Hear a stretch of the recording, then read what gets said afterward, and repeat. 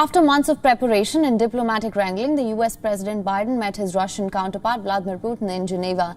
The biggest takeaways were as follows. Both sides agreed to begin dialogue on nuclear arms control. They also agreed to return ambassadors to each other's capitals. The envoys had been recalled in March after the US accused Russia of meddling in a 2020 presidential election. But the status quo has, of course, remained unchanged for the host of other issues which were on the table. On cyber attacks, Putin brushed away accusations of Russian responsibility, instead said that most cyber attacks in Russia originated from the United States. Biden, on the other hand, told Putin that critical infrastructure like water and energy must be off limits to hacking and warned that US would retaliate if such norms were broken. However, in a promising sign, both countries agreed to establish a task force on cyber attacks. We'll find out whether we have a cybersecurity arrangement that begins to bring some order. Because look, the countries that most are likely to be damaged, failure to do that, are the major countries.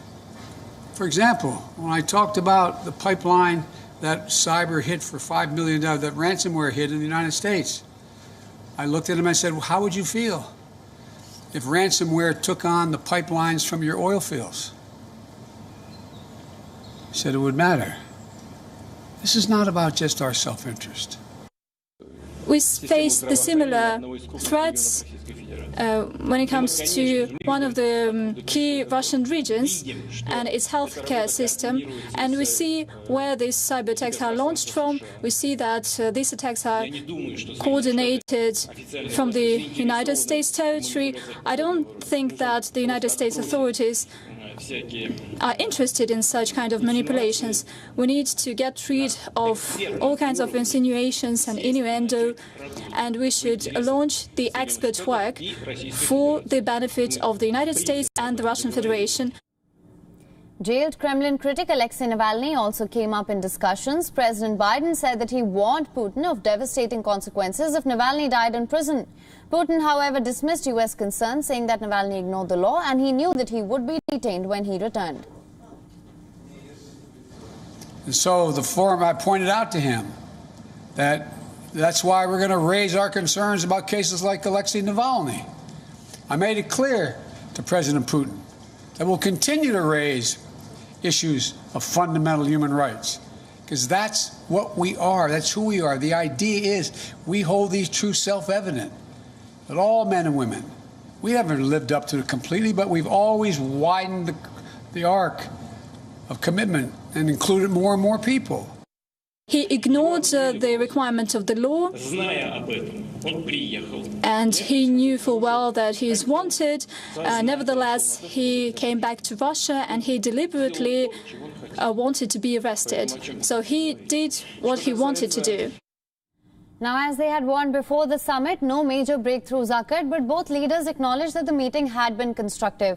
President Putin said that the two leaders spoke in the same language and the talks had been pragmatic and fruitful. Despite this positive spin, it is hard to say whether relations between the two countries will improve in the future. And WION correspondent Daria Bondarchuk is now joining us live from Moscow for more on this story. Daria, thank you for joining us. As expected, the two leaders did not find much in common to agree on. However, it has been productive in the sense that the leaders have now agreed to begin dialogue on nuclear arms control. They also agreed to return ambassadors to each other's capitals. How do you assess this? Well, indeed, the talks were productive and there was no hostility, as the Russian President Vladimir Putin noted. He said that both sides seem to have expressed willingness to understand each other, and it's difficult to say whether the two leaders have come out of this meeting as friends. On the opposite, not quite soon though, but it is important to note that they have managed to hold an open dialogue, to sit down and discuss face-to-face some of the points where they agree and disagree. There are many.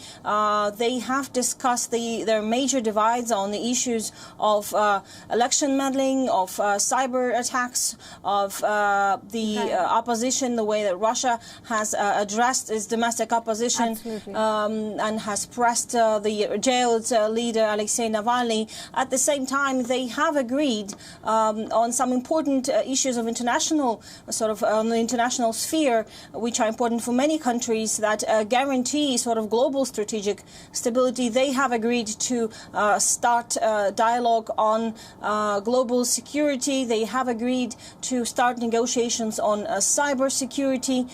They also have agreed, indeed, to proceed their work on the recently renewed START treaty, which limits nuclear warheads. Those are important issues that the two sides have managed to discuss.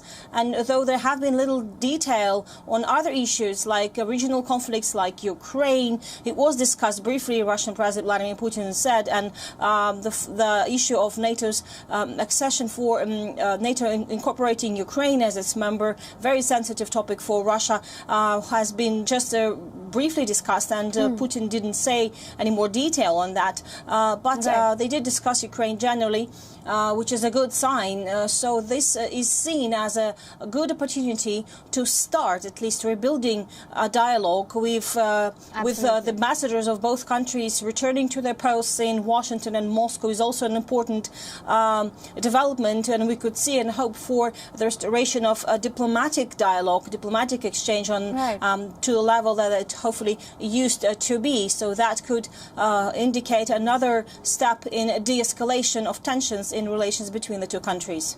Absolutely, Daria. Now, I was just going to come to that. On cyber attacks as well, the Russian president said that cyber attacks in Russia, in fact, had originated from the United States. They didn't agree on that either. Both countries, however, did agree to establish a task force on these attacks. Do you have any clarity on how that would work? Well, again, very little detail has been given to the media. We just know that they agreed to start negotiations on cybersecurity. They did not talk about the cyber attacks specifically, as in what's going to be, how the work is going to be laid out for that, to discussing those issues.